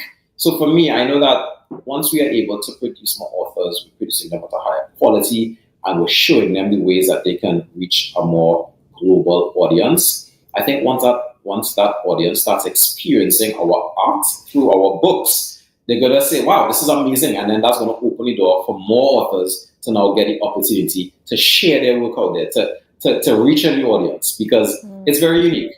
It's very unique. Island to island, these books, you read it and it's like, wow, the experiences that persons are having, the creativity that they're having with their stories is amazing. And we have to be able to nurture that and share that throughout the world. What are some of your influences in your work? Who are some of those authors that have inspired you to, write and just to express yourself?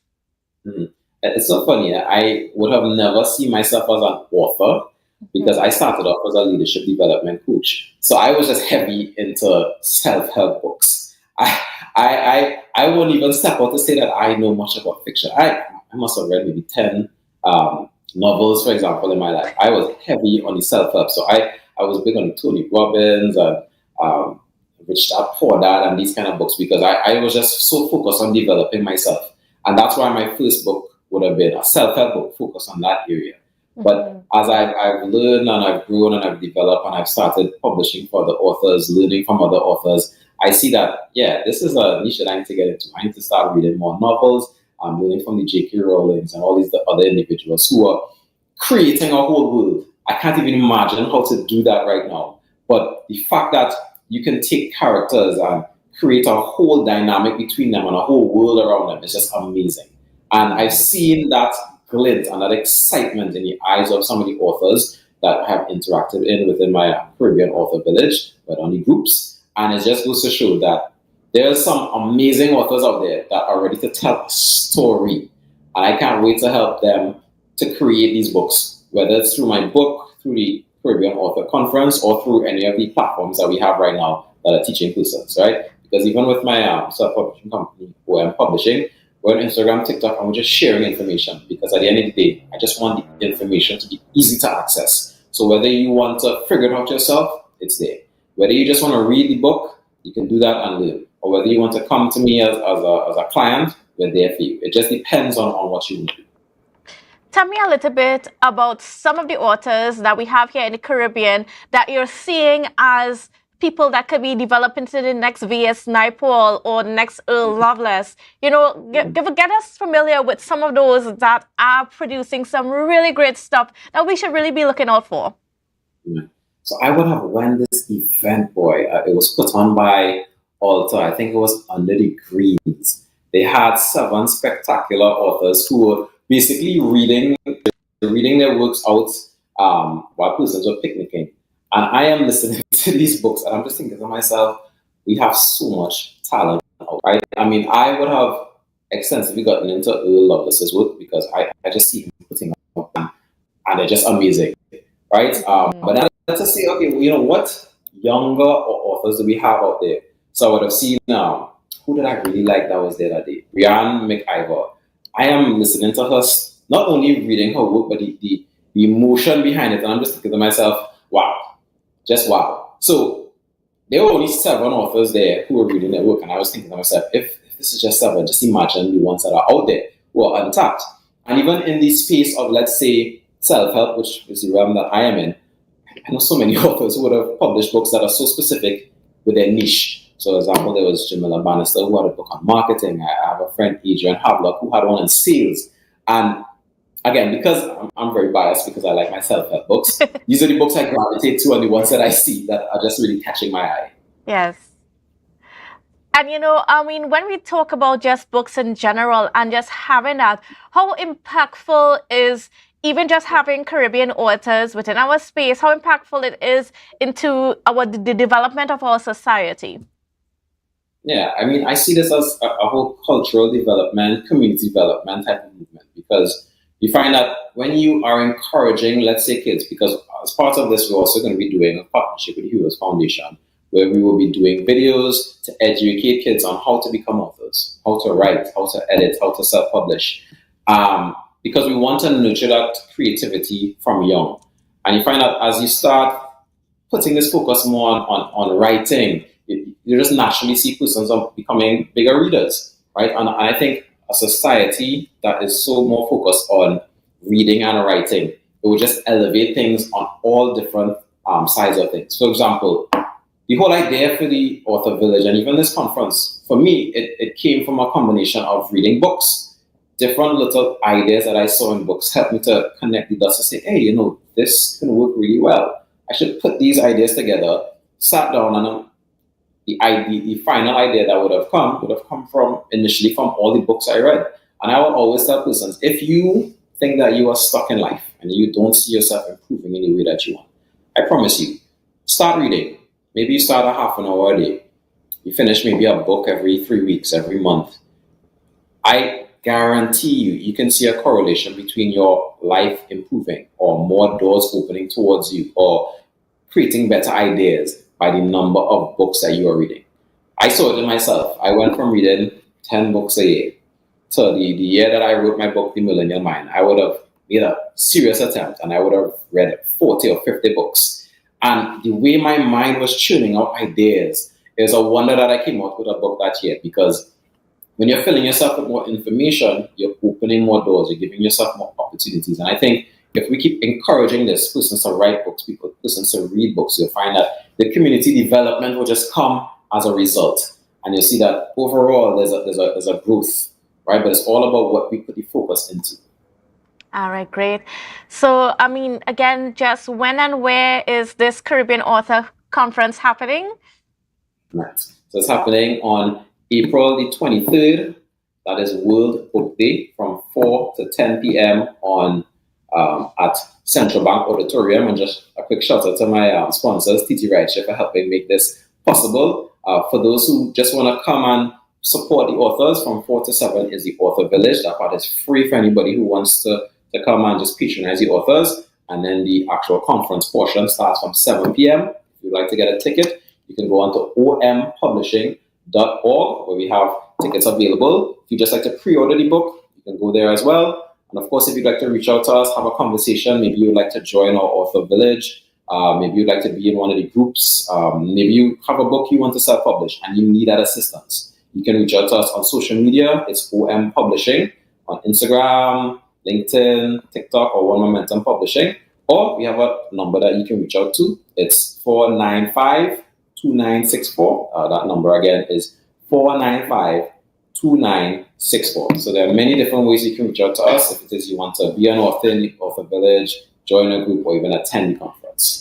And if we're here in Tobago and we wanted to order some of the books that are on display there at the Author Village, is there a way that can be facilitated to have the books come over to Tobago?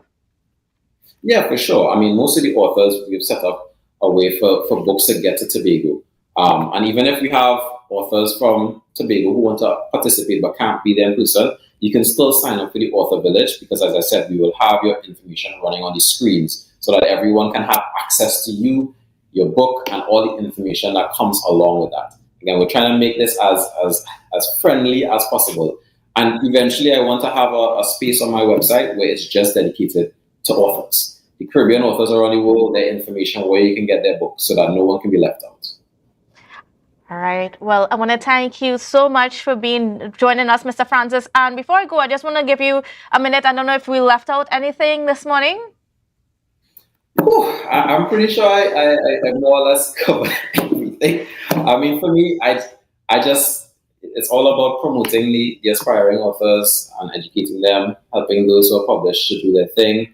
I mean, I'm trying not to understate how big this is, but this is literally the first ever Caribbean Author Conference.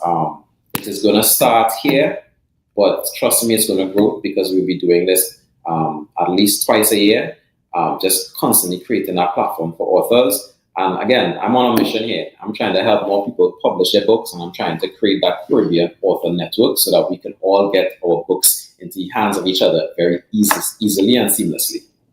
And certainly, we appreciate that, and because of course we need to be able to celebrate our own, and we need more of our own authors to be able to be those iconic authors there of the Caribbean. So thank you so much for doing this, and we're definitely looking forward to seeing more of these events in the future.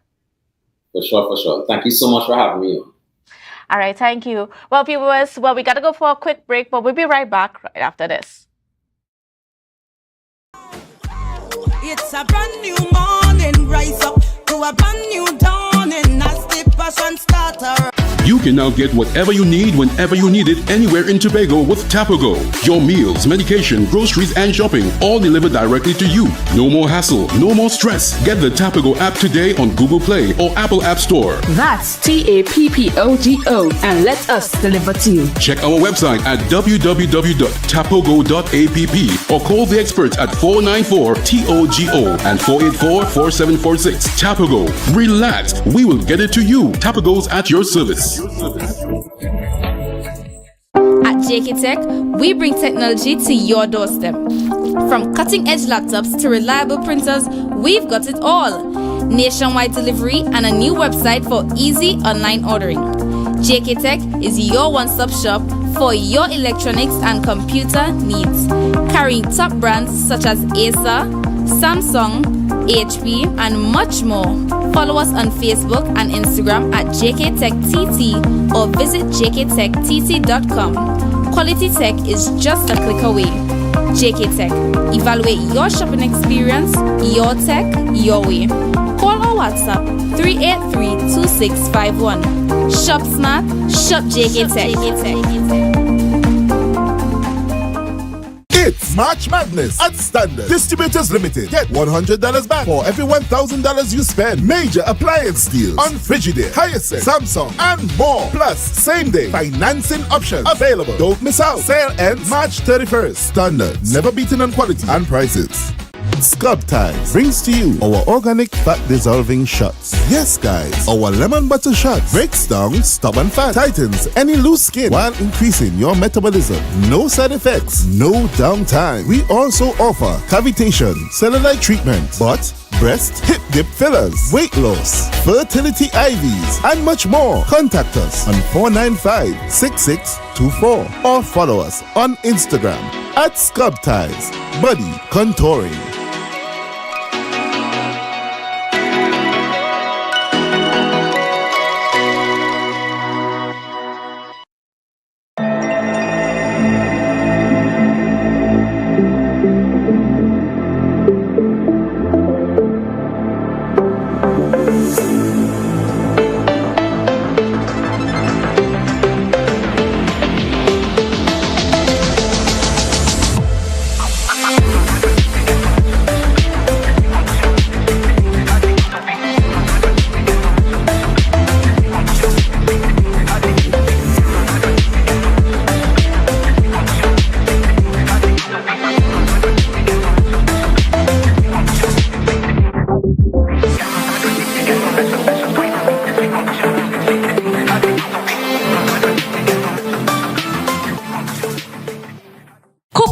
Cafe, the buffet restaurant that specializes in all your tasty local dishes. For breakfast and for lunch. Breakfast includes coconut bake and sada roti, served with chokers, buljoil, and sausages in tomato sauce. Not forgetting beef and cheese pies, shepherd's pie, macaroni pie, and rice in various styles. Meat served in a variety of flavors, garden salads, and pasta salads. All this accompanied by fruit juices, coconut water, your choice of a great combination to appease your taste buds. So call us today to order, as we are here to accommodate your busy schedules or if you are having a cooking day off.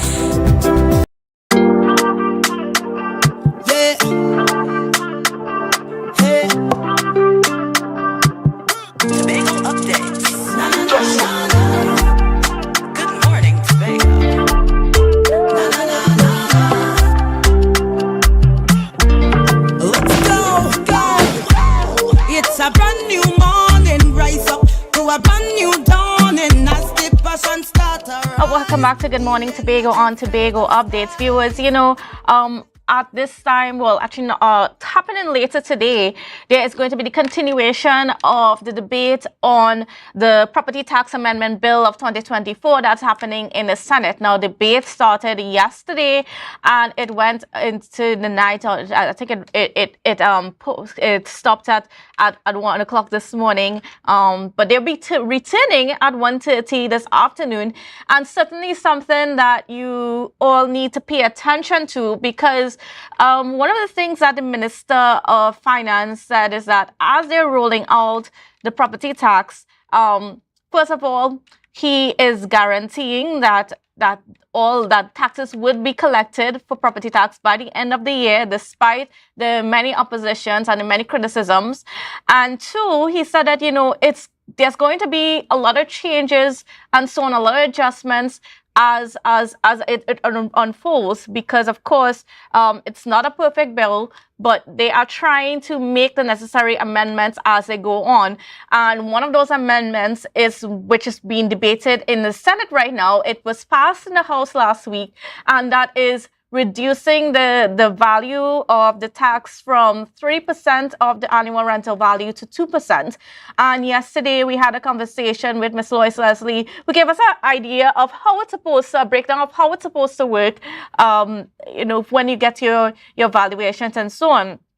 And I also want to point out something interesting that came out of the debate yesterday, where we had, the senators contributing. And this is, I'm going to read from a Newsday article, and it's entitled UNC Senator Let Rent Collectors Pay Property Tax. And of course, we know that, a lot of people, you have places for rent, but they're not registered with the relevant authorities, and they don't pay tax as it is right now. And, so the article goes like this: the government should collect tax from people renting out apartment blocks not for profit, not from individual homeowners. Opposition Senator Jayanti Lakshmidayal Ramdayal said on Monday the Senate debated the Property Tax Amendment Bill 2024. Quote, equity and what you could afford has absolutely no connection to what the property you live in could be rented for. If this government was concerned about equity and fair collection of taxes, you know what they would do? They would go after all those multi-story apartment buildings going up all over the country where people are collecting rent in cash and not paying taxes to the Board of Inland Revenue, end quote. Unlike claims made about unqualified individuals doing property tax valuation, she said, in contrast, they should pay stamp duty to the BIR. A property buyer must pay a valuer approved by the Royal Institution of Chartered Surveyors. And, so she goes on to talk about the fact that, there is nothing in place to deal with the rental of properties within the country. So within the construct of the bills and so on, that is not being dealt with. And perhaps that is one of the amendments that might come, later on this year as the property tax gets rolled out throughout the communities. So it's just something very interesting, but also very interesting that this thing brings out is the Rental Control Authority, because you hear all the time about the problems faced by many people here, especially in Tobago, where the complaint is that rent is sometimes very high, and the low cost, any low cost housing, it's not really in the best of state. It's not really, in a comfortable setting or anything like that. It seems as though a lot of landlords sometimes, build things however they feel to build. They cut corners to make sure that they can build these apartments at the cheapest rates possible and then be able to charge a rent to make back their money. But, it's a situation that needs to be looked at perhaps by the government as to how are we treating rent in Tobago. Because while on one hand it's good for property owners to be able to have an earning potential on their buildings and whatnot, it should also be balanced with the rising costs of living here in society. Because if all of your money is being paid in rent, then how else do you live? How do you pay the rest of your bills and so on? So I know it's a back and forth. It's a very dynamic situation. There's so many variables on both sides of the argument. But there's something that needs to happen. It's been a long time since we've heard about a rental authority within the space. We don't even know who do you go to if you're a tenant or you're a landlord and you encounter issues. Who do you go to? I mean, we have the court system, but sometimes we could go to a place that's a little bit. We don't always need to go to the court because the judicial system is not the most thorough system that we have in the country right now. We wish it could be better, but the truth is just going through court can be very long and very drawn out just because of how things are set up. So just there's something very interesting to pay attention to. And certainly, the discussion about property tax and so on, I know a lot of people are wondering, because when you hear the government talk about property tax, they're talking about it from the standpoint of the municipal authority and the Municipal Corporations Act that was recently passed as well. And it's the property tax is sort of married together with the new Municipal Corporations Act. But even though it is that way for Trinidad, it also means that the THA would be able to collect those taxes here, and those taxes are not going to leave Tobago, because of course we know under the THA Act any taxes collected or paid in Tobago will be collected by the THA. So there is that assurance from the Minister of Finance that property tax collected in Tobago would stay in Tobago, which of course we know would be good for our THA, especially for infrastructure, where they can use that money now to reinvest into the communities and do more in terms of road maintenance, drainage, and all those other things that we need to do. So, you know, the complaint a lot and has been over the years is that the THA is underfunded, especially infrastructure. You know, the majority of what's budgeted to that division goes in paying salaries and so on, which leaves very little to do development works, which results into sometimes a lengthy time before the division gets to certain necessary projects around the island. And so perhaps this is one way that we can get it done now, and it's up to us, the people, to be able to hold the THA accountable when that happens, to make sure, first of all, we know how much property tax is collected in Tobago and how that money is being put back into the community, because all over the world, the idea of collecting property tax is to be able to use that money to maintain the infrastructure around the communities for which it was collected. So it's certainly a lot to look forward to, and interesting times ahead.